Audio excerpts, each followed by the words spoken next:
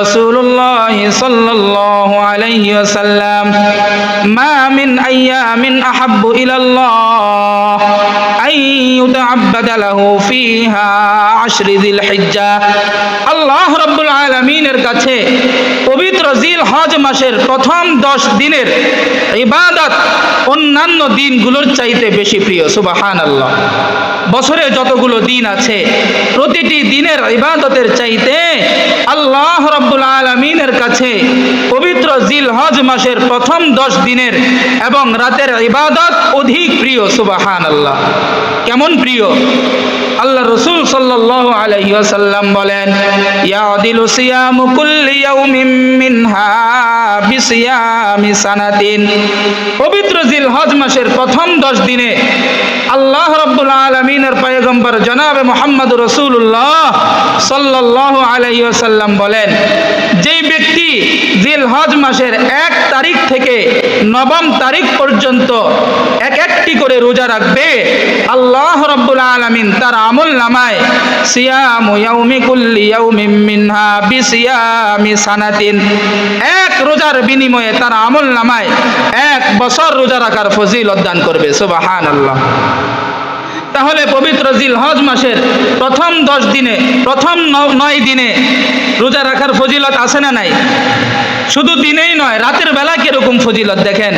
ওয়া কিয়ামু কুল্লি লাইলাতিন মিনহা, যদি কোনো ব্যক্তি এই পবিত্র জিলহজ মাসের প্রথম 10 দিনের রাতগুলোতে ইবাদত করে, ওয়া কিয়ামু লাইলাতিল কদর, আল্লাহ রাসূল সাল্লাল্লাহু আলাইহি সাল্লাম বলেন, ওই ব্যক্তির আমল নামায় লাইলাতুল কদরে আমল করলে যেই পরিমাণ সওয়াব, সেই পরিমাণ সওয়াব এক একটি রাতের ফজিলত আল্লাহ পাক তাকে দান করবে। সুবহানাল্লাহ।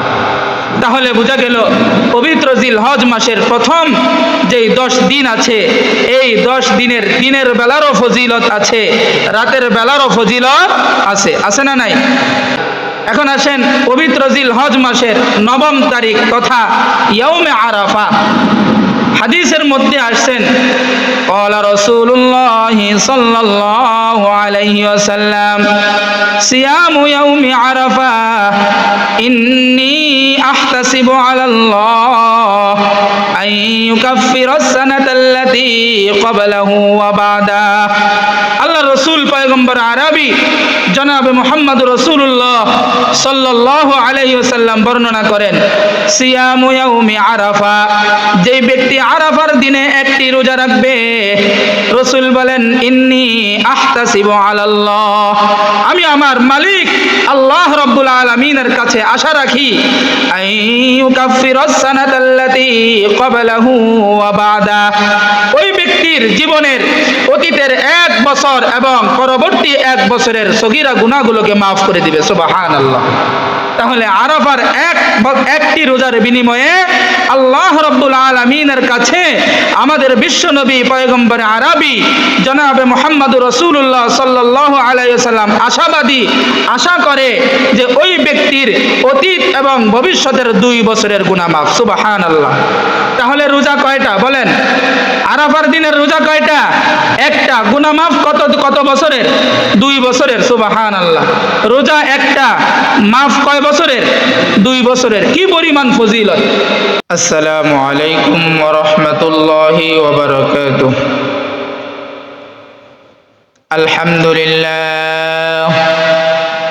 আলহামদুলিল্লাহিল্লাযী জা'আলাশ শামসা ওয়াল কমারা বিহুসবান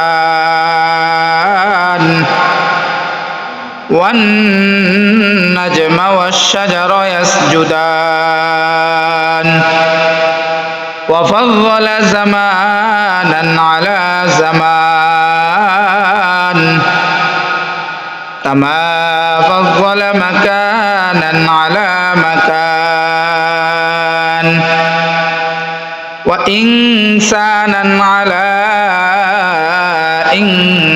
ইনসান ওয়া নাশহাদু আল লা ইলাহা ইল্লাল্লাহু ওয়াহদাহু লা শারীকা লাহু ওয়া নাশহাদু আন্না সাইয়্যিদানা ওয়া সানাদানা ওয়া হাবিবানা ওয়া তাবিবানা وطبيب قلوبنا ومولانا محمدا عبده ورسوله صلى الله تعالى عليه وعلى آله وأصحابه وبارك وسلم تسليما كثيرا كثيرا. أما بعد فقد قال الله تعالى في شان كلامه المجيد وفي فرقانه الحميد. أعوذ بالله من الشيطان الرجيم. بسم الله الرحمن الرحيم. لن ينال الله لحومها ولا دماؤها ولكن يناله التقوى منكم. وقال تعالى ويذكر اسم الله في أيام معلومات إلى آخر الآية. وعن أبي قتادة رضي الله تعالى عنه قال قال رسول الله صلى الله عليه وسلم صيام يوم عرفة إني أحتسب على الله أن يكفر السنة التي قبله وسنة التي بعده أو كما قال عليه الصلاة والسلام. সকলে আমার সাথে মোহাব্বতের সাথে দরুদ ইব্রাহিম পড়ি। আল্লাহুম্মা সাল্লি আলা মুহাম্মাদিন ওয়া আলা আলি মুহাম্মাদ কামা সাল্লাইতা আলা ইব্রাহিম ওয়া আলা আলি ইব্রাহিম ইন্নাকা হামিদুম মাজিদ।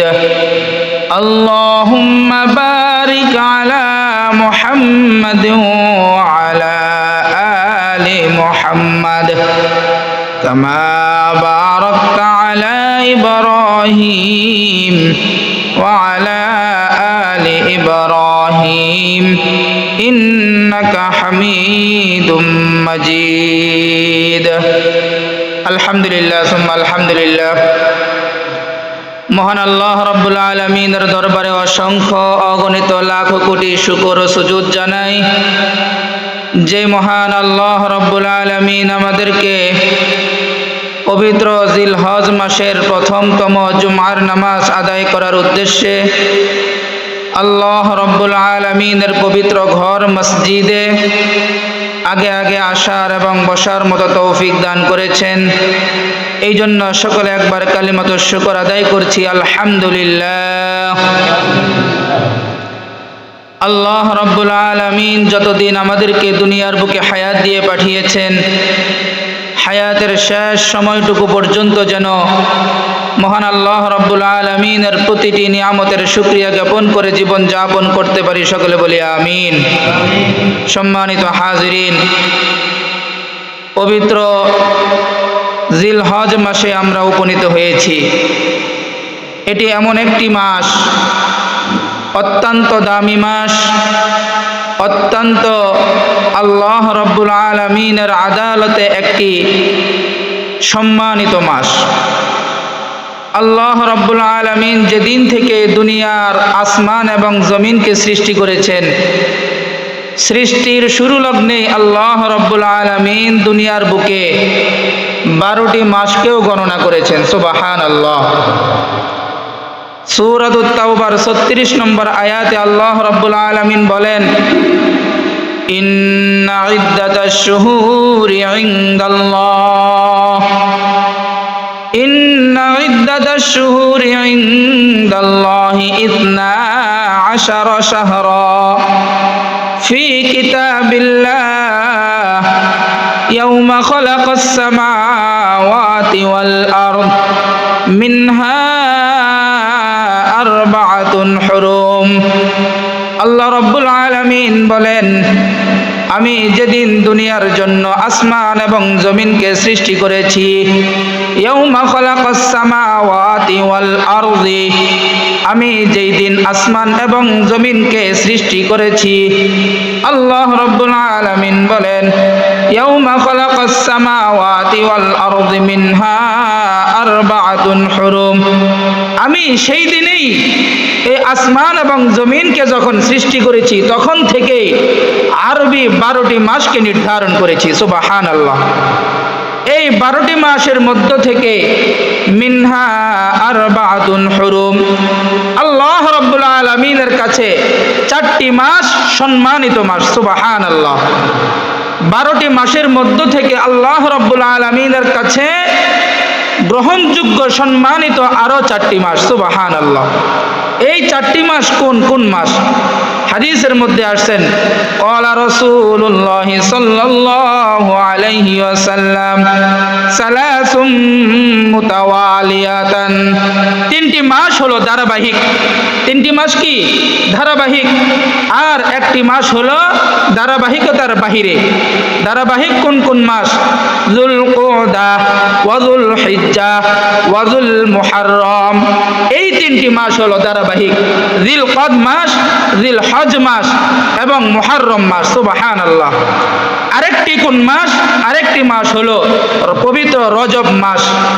এই 4টি মাসকে আল্লাহ রাব্বুল আলামিন সূরাতুত তাওবার 36 নম্বর আয়াতে মিনহা 4 হুরুম বলে আলাদাভাবে সম্মান জানিয়েছেন। সুবহানাল্লাহ। প্রশ্ন হলো, রমজান মাস কি তাহলে এই 4 মাসের অন্তর্ভুক্ত নয়? আল্লাহ রাব্বুল আলামিন রমজানকে আলাদাভাবে আলাদা গুণে গুণান্বিত করে সম্মান জানিয়েছেন, কিন্তু রমজানের বাহিরে বাকি যে 11টি মাস রয়েছে, এই 11 মাসের মধ্য থেকে আল্লাহ রাব্বুল আলামিন এই 4টি মাসকে আলাদাভাবে সম্মান দিয়ে জানিয়েছেন। সুবহানাল্লাহ। এই 4 মাসের মধ্য থেকে আবার আল্লাহ রসুল সাল্লাল্লাহু আলাইহি ওয়াসাল্লাম এই যে 4 মাসকে আল্লাহ রাব্বুল আলামিন সম্মান জানিয়েছেন, এই 4 মাসের মধ্য থেকে আলাদাভাবে 1টি মাসকে আল্লাহ রাব্বুল আলামিনের পয়গম্বর জনাবে মুহাম্মদুর রাসূলুল্লাহ সাল্লাল্লাহু আলাইহি ওয়াসাল্লাম আলাদাভাবে সম্মান জানিয়েছেন। সুবহানাল্লাহ। এই মাস কোন মাস? পবিত্র জিলহজ মাস। বলেন কোন মাস? পবিত্র জিলহজ মাস। আমরা ইংরেজি মাস গণনা হিসেবে অনেকেই জানি ডিসেম্বর হলো বছরের শেষ মাস আর জানুয়ারি হলো বছরের শুরুর মাস, ঠিক কিনা? ঠিক তদ্রূপ আরবি মাস হিসাবে জিলহজ মাস হলো আরবি বৎসর হিসাবে একেবারে শেষতম মাস, আর মুহাররম মাস হলো আরবি গণনার সর্বপ্রথম মাস। সুবহানাল্লাহ। তো আমরা এই পবিত্র জিলহজ মাসে উপনীত হয়েছি। আল্লাহ রসুল সাল্লাল্লাহু আলাইহি ওয়াসাল্লাম এই জিলহজ মাসকে 4 সম্মানিত মাসের মধ্য থেকে আলাদাভাবে একটি সম্মান ঘোষণা দিয়েছেন। সুবহানাল্লাহ। এই আলাদা সম্মান ঘোষণা দেওয়ার কারণ কি? আল্লাহ রসুল পয়গম্বর সাল্লাল্লাহু আলাইহি ওয়াসাল্লাম বলেন, জিলহজ মাসে এমন কিছু বিশেষ আমল আছে যে আমলগুলো অন্য কোনো মাসে করা যায় না। এই জন্যই এই জিলহজ মাস পবিত্র মুহাররম 4 একেবারে সম্মানিত 4 মাসের মধ্য থেকে আল্লাহ রাব্বুল আলামিনের কাছে এই জিলহজ মাস আলাদা একটি পৃথক সম্মানিত মাস। সুবহানাল্লাহ। এই জিলহজ মাসে এমন কিছু আমল আছে, এমন কিছু বিশেষ ইবাদত আছে, যেই বিশেষ আমল, যেই বিশেষ ইবাদত শুধু জিলহজ মাসেই করা যায়, অন্য কোনো মাসে করা যায় না। তন্মধ্যে একটি উল্লেখযোগ্য আমল হলো পবিত্র জিলহজ মাসের 10ম তারিখ আমরা সকলে আমরা কুরবানি আদায় করে থাকি। সুবহানাল্লাহ, ঠিক কি না? এটা পবিত্র জিলহজ মাসের 10ম তারিখ, 11তম তারিখ, 12তম তারিখ, এই 3 দিনের একটি বিশেষ আমল। এই 3 দিনে আইয়ামে নাহার অর্থাৎ আল্লাহ রাব্বুল আলামিনের জন্য এই 3 দিনে একেবারে কুরবানি পশু আমরা জবাহ করে থাকি। কথা বলুন, ঠিক কি না? আরেকটি বিশেষ আমল হলো পবিত্র জিলহজ মাসেই পবিত্র হজ পালন করা হয়। সুবহানাল্লাহ। এই পবিত্র হজ পালন আমরা এই জিলহজ মাস ছাড়া অন্য কোনো মাসে আমল করা যায় কি? যায় না। এই জন্য পবিত্র জিলহজ মাস আল্লাহ রাব্বুল আলামিনের কাছে অন্যতম একটি দামি মাস। সুবহানাল্লাহ। এটা কেমন দামি মাস? এই জিলহজ মাসের প্রথম যেই 10 দিন আছে, এই 10 দিনের ইবাদত আল্লাহ রাব্বুল আলামিনের কাছে অত্যন্ত দামি। সুবহানাল্লাহ। রাসূল সাল্লাল্লাহু আলাইহি ওয়াসাল্লাম হাদিসের মধ্যে বলেন, মুসলিম শরীফের মধ্যে 3474 নম্বর হাদিস, আল্লাহ রাসূল সাল্লাল্লাহু আলাইহি ওয়াসাল্লাম বলেন, ক্বালা রাসূলুল্লাহ সাল্লাল্লাহু আলাইহি ওয়াসাল্লাম, মা মিন আইয়ামিন আহাব্বু ইলাল্লাহ আন ইউতাআব্বাদা লাহু ফিহা আশরি যিলহিজ্জা। আল্লাহ রাব্বুল আলামিনের কাছে পবিত্র জিলহজ মাসের প্রথম 10 দিনের ইবাদত অন্যান্য দিনগুলোর চাইতে বেশি প্রিয়। সুবহানাল্লাহ। বছরে যতগুলো দিন আছে প্রতিটি দিনের ইবাদতের চাইতে আল্লাহ রাব্বুল আলামিনের কাছে পবিত্র জিলহজ মাসের প্রথম 10 দিনের এবং রাতের ইবাদত অধিক প্রিয়। সুবহানাল্লাহ। কেমন প্রিয়? আল্লাহ রাসূল সাল্লাল্লাহু আলাইহি ওয়াসাল্লাম বলেন, ইয়াদিলু সিয়ামু কুল্লি ইয়াউমিন মিনহা বিসিয়ামি সানাতিন। পবিত্র জিলহজ মাসের প্রথম 10 দিনে আল্লাহ রাব্বুল আলামিনের পয়গম্বর জনাবে মুহাম্মদুর রাসূলুল্লাহ সাল্লাল্লাহু আলাইহি ওয়াসাল্লাম বলেন, যেই ব্যক্তি জিলহজ মাসের 1 তারিখ থেকে 9ম তারিখ পর্যন্ত একটি করে রোজা রাখবে, আল্লাহ রাব্বুল আলামিন তার আমল নামায় সিয়ামু ইয়াউমি কুল্লি ইয়াউমিন মিনহা বিসিয়ামি সানাতিন, এক রোজার বিনিময়ে তার আমল নামায় 1 বছর রোজা রাখার ফজিলত দান করবে। সুবহানাল্লাহ। তাহলে পবিত্র জিলহজ মাসের প্রথম 10 দিনে, প্রথম 9 দিনে রোজা রাখার ফজিলত আছে না নাই? শুধু দিনেই নয়, রাতের বেলা কিরকম ফজিলত দেখেন। ওয়া কিয়ামু কুল্লি লাইলাতিন মিনহা, যদি কোনো ব্যক্তি এই পবিত্র জিলহজ মাসের প্রথম 10 দিনের রাতগুলোতে ইবাদত করে, ওয়া কিয়ামু লাইলাতিল কদর, আল্লাহ রাসূল সাল্লাল্লাহু আলাইহি সাল্লাম বলেন, ওই ব্যক্তির আমল নামায় লাইলাতুল কদরে আমল করলে যেই পরিমাণ সওয়াব, সেই পরিমাণ সওয়াব এক একটি রাতের ফজিলত আল্লাহ পাক তাকে দান করবে। সুবহানাল্লাহ। তাহলে বোঝা গেল পবিত্র জিলহজ মাসের প্রথম যেই 10 দিন আছে, এই 10 দিনের বেলারও ফজিলত আছে, রাতের বেলারও ফজিলত আছে। আছে না নাই? জিলহজ মাসের 1 তারিখ থেকে 8 তারিখ পর্যন্ত প্রতিটি রোজার একটি রোজার বিনিময়ে আল্লাহ রাব্বুল আলামিন 1 বছর রোজা রাখার সওয়াব ওই ব্যক্তির আমল নামায় দান করবে। এখন আসেন পবিত্র জিলহজ মাসের 9ম তারিখ তথা ইয়াউমে আরাফা। হাদিসের মধ্যে আসছেন, ক্বালা রাসূলুল্লাহ সাল্লাল্লাহু আলাইহি ওয়াসাল্লাম, সিয়ামু ইয়াউমি আরাফা ইন্নী আহতাসিবু আলাল্লাহ আন ইউকাফফিরাস সানাতাল্লাতী ক্বাবলাহু ওয়া বা'দা।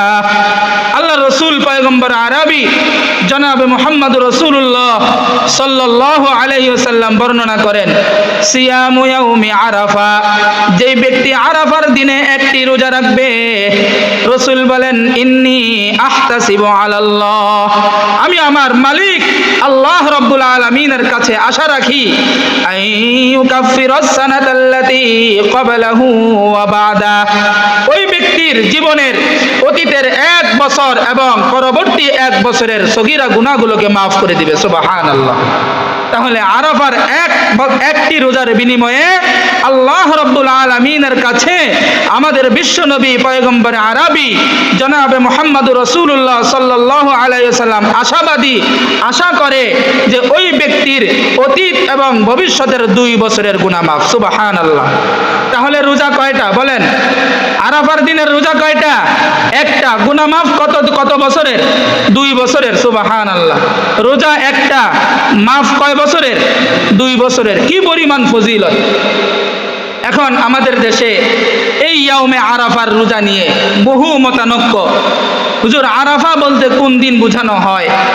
আরাফার দিনের রোজা রাখার যে ফজিলত, এত বড় একটি ফজিলতময় এক রোজার বিনিময়ে, এটা আলহামদুলিল্লাহ আমাদের দেশের অনেক নওজোয়ান থেকে শুরু করে মুরব্বী পর্যন্ত সকল শ্রেণীর সকল স্তরের মানুষ, মুসলমান, তারা এই আরাফার দিনের রোজাটা পালন করার আশা রাখে, ঠিক কিনা? বিশেষ করে মা বোনেরাও এই আরাফার দিনের রোজা রাখার চেষ্টা করে, আলহামদুলিল্লাহ। এখন প্রশ্ন হলো, হুজুর, আরাফার দিনের রোজা বলতে কোন দিনের রোজা বোঝানো হচ্ছে?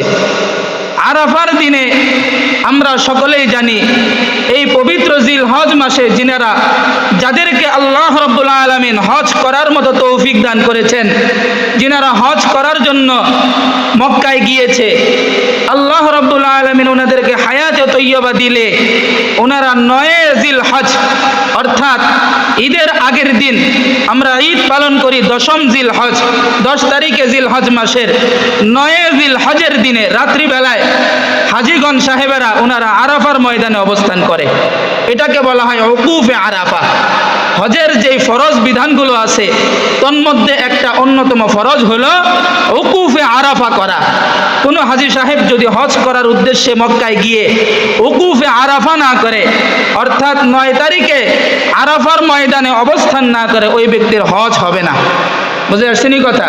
এই জন্য হাজীগণদের জন্য অন্যতম একটি ফরজ বিধান হলো উকুফে আরাফা। আরাফার দিনে কি করা? আরাফার ময়দানে অবস্থান করা। এই আরাফার ময়দানে যখন হাজীগণরা অবস্থান করে, এই আরাফার ময়দানের দিনে তথা 9 জিলহজের দিনে আল্লাহর রাসূল সাল্লাল্লাহু আলাইহি সাল্লাম বলেন, আমার যেই উম্মত আরাফার দিনে রোজা রাখবে, ওই উম্মতের আমল নামায় অতীত এবং ভবিষ্যতের 2 বছরের গুনাহগুলোকে আল্লাহ তাআলা মাফ করে দিবেন। সুবহানাল্লাহ।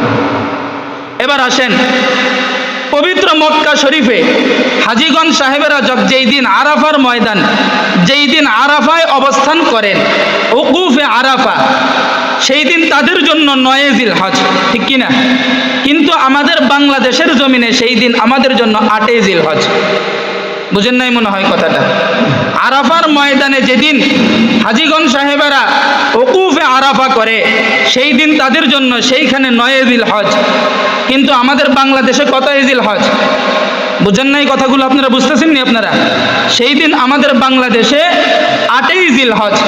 এখন প্রশ্ন হলো, হুজুর, আল্লাহ রাসূল সাল্লাল্লাহু আলাইহি সাল্লাম যে এখানে বলেছেন সিয়ামু ইয়াউমি আরাফা, আরাফার দিনের রোজা রাখা, এখন এই আরাফা বলতে আমরা কি যেই দিন হাজী সাহেবরা উকুফে আরাফা করে তথা হজে গিয়ে যারা আরাফার ময়দানে যেদিন অবস্থান করে, সেই দিন আমাদের দেশে 8 জিলহজ, আমরা কি সেই দিন রোজা রাখবো, নাকি আমাদের দেশে যেই দিন 9 জিলহজ সেই দিন রোজা রাখবো? এই প্রশ্নটা অনেকের মধ্যে জাগে কি জাগে না? প্রশ্নটা বুঝে আসছেনি? আমাদের দেশে এই প্রশ্নটা, এই মাসআলা নিয়ে অনেক মতানৈক্য। কেউ বলে যেহেতু হাদিসের মধ্যে আসছেন সিয়ামু ইয়াউমি আরাফা, আরাফার দিনে রোজা রাখা, সুতরাং যেই দিন হাজীগণ সাহেবেরা উকুফে আরাফা করবে, অর্থাৎ আরাফার ময়দানে অবস্থান করবে, আমরা সেই দিন রোজা রাখবো, অর্থাৎ আমাদের দেশে 8 জিলহজ। আবার কেউ কেউ বলেন আল্লাহর রাসূল সাল্লাল্লাহু আলাইহি সাল্লাম এখানে উকুফে আরাফা বলতে বোঝানো হয়েছে যে 9 জিলহজ, যেহেতু 9 জিলহজ বোঝানো হয়েছে, সেই জন্য আমরা আমাদের দেশে যেই দিন 9 জিলহজ সেই দিনই আমরা এটা পালন করব। এই ইখতিলাফি মাসালা আমাদের দেশে অনেকের মধ্যে বিরাজমান করে, ঠিক কিনা?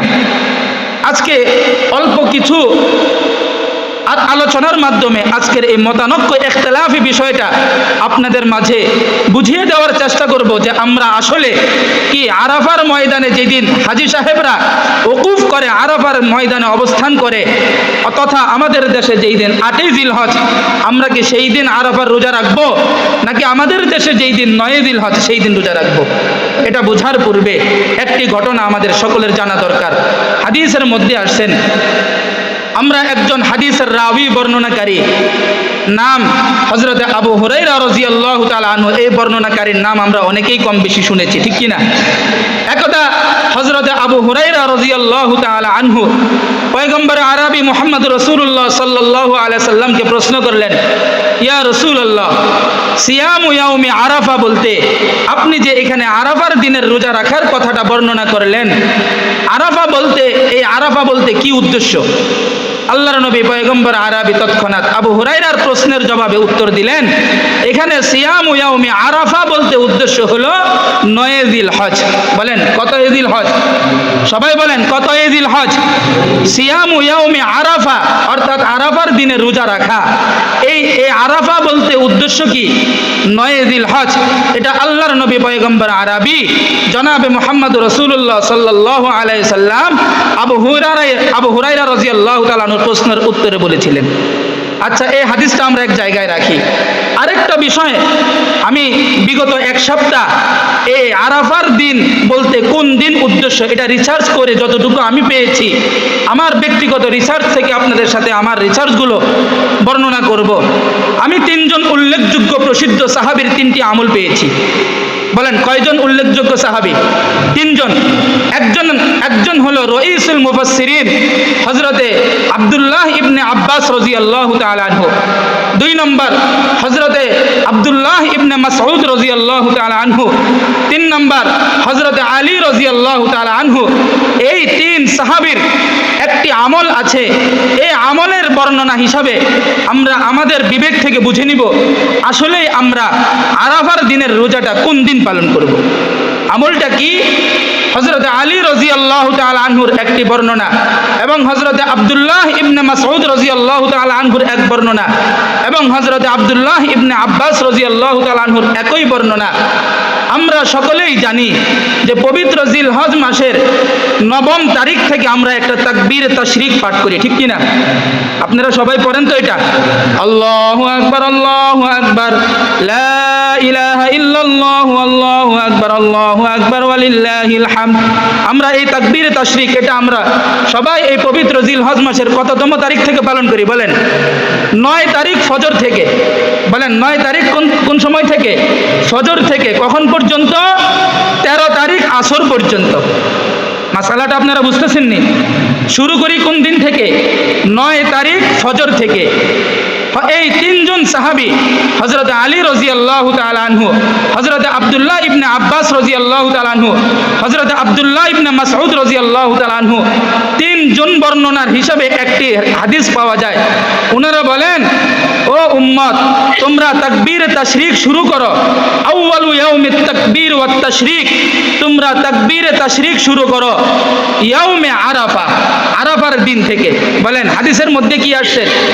এই হাদিসের মধ্যেও ইয়াউমে আরাফা, আরাফার শব্দটা উচ্চারণ আসছে। অর্থাৎ হযরতে আলী রাদিয়াল্লাহু তাআলা আনহু, হযরতে আব্দুল্লাহ ইবনে আব্বাস রাদিয়াল্লাহু তাআলা আনহু এবং হযরতে আব্দুল্লাহ ইবনে মাসউদ রাদিয়াল্লাহু তাআলা আনহু উভয় 3 জনের সাহাবীর বর্ণনায় হাদিসের মধ্যে আসছেন ইয়াউমে আরাফা। বলেন কোন দিন আসছে? ইয়াউমে আরাফা। এই আরাফার দিন থেকে তোমরা তাকবীরে তাশরিক শুরু করো, শেষ করো কোন দিন গিয়ে? জিলহজ মাসের 13তম তারিখে গিয়ে। এখন আমরা যদি এই হাদিস পালন করতে যাই, অর্থাৎ ইয়াউমে আরাফা যেই দিন থেকে, ইয়াউমে আরাফা সেই দিন থেকে যদি আমরা তাকবীরে তাশরিক শুরু করি, সেই দিন আমাদের বাংলাদেশে কততম তারিখ? বলেন কততম তারিখ? 8 তারিখ। তাহলে এই হাদিসের মধ্যেও আসছে ইয়াউমে আরাফা, আরাফার দিন থেকে তোমরা তাকবীরে তাশরিক পড়ো। এখন আমাদের দেশে আমরা যদি আরাফার দিন থেকে তাকবীরে তাশরিক শুরু করি, তাহলে 8ই জিলহজ ফজরের ওয়াক্ত থেকে তাকবীর শুরু করতে হয়। কথা বলুন ঠিক কিনা? তাকবীরে তাশরিক শেষ করব কততম তারিখে গিয়ে? 13তম তারিখে আসরের ওয়াক্ততে গিয়ে। এখন আমরা যদি এই 3 প্রসিদ্ধ সাহাবীর বর্ণনা যে হাদিসের মধ্যে ইয়াউমে আরাফা আসছে, এই ইয়াউমে আরাফার উদ্দেশ্যে যদি আমরা তাকবীরে তাশরিক পাঠ করি, তাহলে আমাদের তাকবীরে তাশরিক হয়ে যায় 8 জিলহজ থেকে, ঠিক কিনা? কততম তারিখ থেকে বলেন? 8 জিলহজ থেকে। এখানেও মুফাসসিরগণ, যিনারা হাদিস বিশারদগণ, ওনারা বলেছেন এখানেও ইয়াউমে আরাফা বলতে বোঝানো হয়েছে, অর্থাৎ সিয়ামু, এখানেও আরাফা বলতে উদ্দেশ্য হলো 9 জিলহজ। বলেন কত জিলহজ? বলেন কত জিলহজ? 9 জিলহজ। এই 3 প্রসিদ্ধ সাহাবীর যে বর্ণনা তাকবীরে তাশরিকের কথা আসছেন, অর্থাৎ আরাফার দিন থেকে তোমরা তাকবীরে তাশরিক শুরু করো, এই বর্ণনাও হলো এই ইয়াউমে আরাফা বলতে উদ্দেশ্য হলো কি 9 জিলহজ। আল্লাহর রাসূল পয়গম্বরে আরবি জনাবে মুহাম্মদুর রাসূলুল্লাহ সাল্লাল্লাহু আলাইহি ওয়াসাল্লামের যে হাদিস আমরা এতক্ষণ আলোচনা করলাম, সিয়ামু ইয়াউমে আরাফা, এই হাদিসের মধ্যে যে আরাফা শব্দটা আসছে, এই আরাফা দ্বারাও উদ্দেশ্য হলো আল্লাহর নবী পয়গম্বর আরবির উদ্দেশ্য হলো 9 জিলহজ। বলেন কয় জিলহজ? 9 জিলহজ। এই জন্য মশহুর আলেম ওলামাদের ঐক্যমত হিসাবে এবং গোটা বিশ্বজুড়ে আমাদের ইলমের মারকাজ যেটা দারুল উলুম দেওবন্দ, এই দেওবন্দ থেকেও ফতোয়া দেওয়া হয়েছে যে সিয়ামু ইয়াউমে আরাফা দ্বারা উদ্দেশ্য হলো যেই দেশে যেই দিন 9 জিলহজ, সেই দিন তারা উকুফে আরাফার রোজাটা পালন করবে। সুবহানাল্লাহ, বুঝে আসছেন মাসআলা? যেই দেশে যেই দিন 9 জিলহজ, সেই দেশে সেই দিন আরাফার রোজাটা কি করবে? পালন করবে। সুতরাং আমাদের দেশে এই বছর 2025 সনে আরাফার দিন হলো, অর্থাৎ 9 জিলহজ হলো আগামী শুক্রবার। বলেন কোন দিন? আগামী শুক্রবার।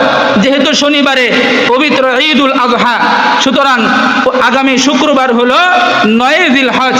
আমাদের জন্য আমরা যদি আরাফার দিনের রোজাটা পালন করতে চাই, তাহলে আমরা আগামী শুক্রবার তথা বৃহস্পতিবার দিবাগত রাত গিয়ে শুক্রবারে আমরা সেহরি খেয়ে সারাদিন রোজা রাখবো ইনশাআল্লাহ। বুঝে আসছেন কথা? এরপরে একটা কথা থেকে যায়, আমাদের দেশের অনেকেই বলে হুজুর, এরপরেও মনের ভিতরে একটা আবেগ বিবেক কাজ করে, যেহেতু আল্লাহর নবী পয়গম্বর আরবি সিয়ামু ইয়াউমে আরাফা বলতে এখানে আরাফা শব্দটাই উচ্চারণ করেছে, আমার মনে চায় যেই দিন হাজীগণ সাহেবের আরাফার ময়দানে উকুফ করে অবস্থান করে আমি সেই দিন রোজা রাখবো। তাহলে আপনার জন্য আমি বলবো উত্তম হলো আপনি পবিত্র জিলহজ মাসের 1 তারিখ থেকে পবিত্র জিলহজ মাসের 9 তারিখ পর্যন্ত রোজা রাখেন। বুঝে আসেনি কথা? পবিত্র জিলহজ মাসের 1 তারিখ থেকে 9 তারিখ পর্যন্ত প্রতিটি রোজার সওয়াব আছে না নাই? বলেন কেমন সওয়াব? একটি রোজার বিনিময়ে আল্লাহ রাব্বুল আলামিন তার আমলনামায় 1 বছর রোজা রাখার ফজিলত দান করে। সুবহানাল্লাহ।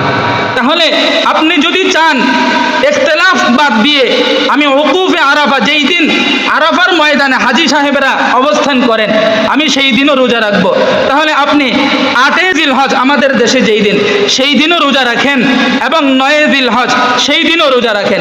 2টি রোজা রাখেন, ইখতিলাফ আর থাকবে না। আপনি 8 জিলহজে যদি আপনার ইতমিনান হয় যে সেই দিন উকুফে আরাফা হাজী সাহেবরা সেখানে অবস্থান করতেছে, আমার সেই দিনের রোজাটাও আমল হয়ে যাবে।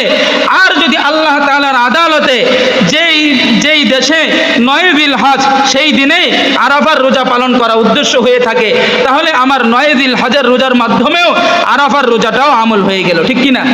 এই জন্য আমরা সকলেই চেষ্টা করব আগামী বৃহস্পতিবার এবং শুক্রবার, বলেন বৃহস্পতিবার এবং শুক্রবার, এই 2 দিনের রোজার বিনিময়ে ইনশাআল্লাহ একটি রোজার ফজিলত হবে 1 বছর রোজা রাখার ফজিলত, আর আরেকটি রোজার ফজিলত হবে অতীত এবং ভবিষ্যতের 2 বছরের গুনাহ মাফের ফজিলত। সুবহানাল্লাহ।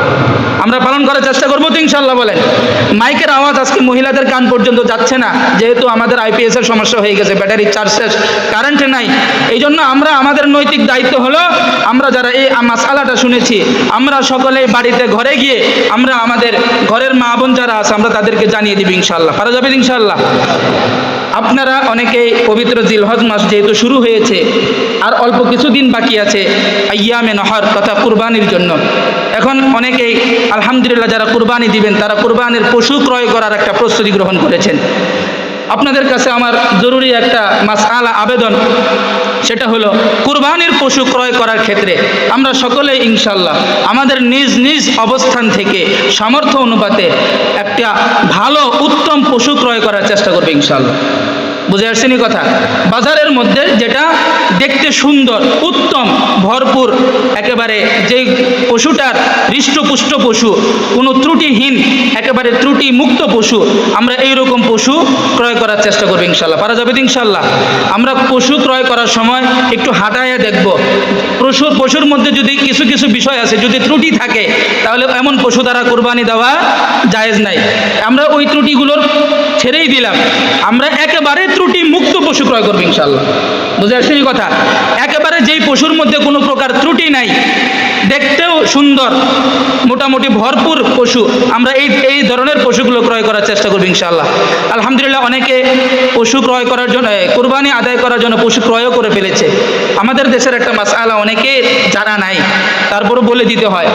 আমরা অনেকেই কুরবানির পশু, গাভী, যেই পশু আপনার দুধ দেয়, গাভীন পশু, আমরা অনেকেই এইরকম দুধ দেনেওয়ালা পশুকেও ক্রয় করে থাকি, ঠিক কি না? একটা মাসআলা খুব ভালো করে শুনে নেবেন।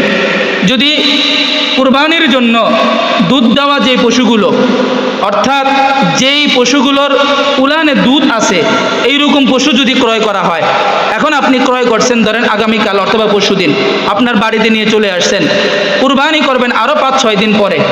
এখন এই পশুর উলানে কি আছে? দুধ আছে, আছে কি না? বলেন, আছে কি না? এখন এই পশুর উলান থেকে দুধ দহন করলে এই পশুর মধ্যে শরীকানা আছেন কতজন? ধরেন 3 জন, 4 জন, 5 জন, বা আপনি একক। বুঝে আসছেনি? মাসআলা খুব ভালো করে খেয়াল করবেন। কুরবানির পশু কুরবানির জন্য ক্রয় করার পরে এই পশুর থেকে কোনো কুরবানিবিহীন কোনো উপকার, অর্থাৎ কোনো উপকৃত হাসিল করা জায়েজ নাই। মাসআলা বুঝে আসতেছিনি? কুরবানির পশুকে কুরবানির জন্য ক্রয় করার পরে ওই পশু দ্বারা কোনো উপকার হাসিল করা, কোনো উপকৃত হওয়া শরীয়তের মাসআলা অনুপাতে কি নাই? জায়েজ নাই। এবার আসেন, যেই পশুর উলানে দুধ আছে, আপনি এমন পশু ক্রয় করছেন, নিয়ে আসছেন বাড়িতে। এখন আপনি যদি উলান থেকে দুধ দহন না করেন, তাহলে এই পশুর কষ্ট হয় কি হয় না? যে পশুর উলানে দুধ চলে আসছে, এখন যদি ওই পশুর উলান থেকে দুধ দহন করা না হয়, পশুর কষ্ট হয় কি হয় না? শরীয়তের মাসআলা হলো উলানের মধ্যে ঠান্ডা পানি ছিটিয়ে দেওয়া। বলেন, কি পানি? ঠান্ডা পানি ছিটিয়ে দেওয়া। যদি উলানে দুধ চলে আসে, তাহলে উলানের মধ্যে ঠান্ডা পানি ছিটিয়ে দিলে গরুর কষ্ট কম হয়। গরুর কষ্ট কি হয়?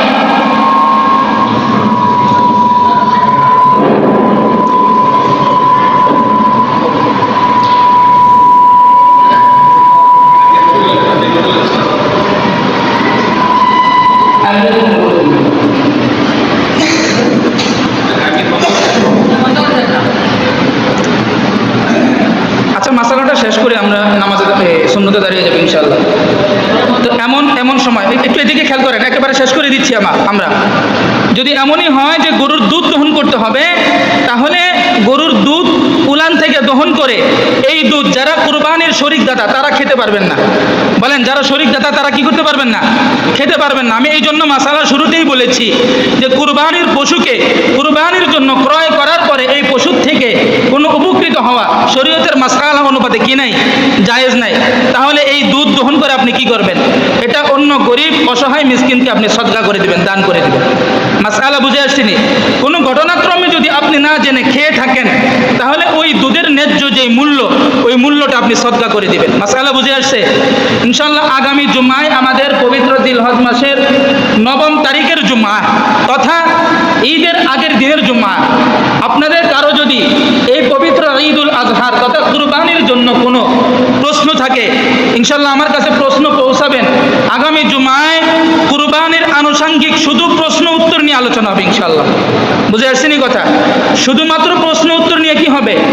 আলোচনা হবে ইনশাআল্লাহ। আপনাদের যদি কারো কোনো প্রশ্ন থাকে, আপনাদের করার অনুমতি আছে, দাঁড়িয়ে প্রশ্ন করবেন, কিংবা আমার কাছে আগেই প্রশ্ন জমা দিবেন। ওই প্রশ্নের উত্তর নিয়ে ইনশাআল্লাহ আগামী জুমায় আলোচনা করবো। আমা তৌফিক ইল্লা বিল্লাহ। আল্লাহ রাব্বুল আলামিন আমাদের সকলকে উক্ত আলোচনাগুলোর উপর সঠিকভাবে বুঝার এবং আমল করার তৌফিক দান করুক। আমিন।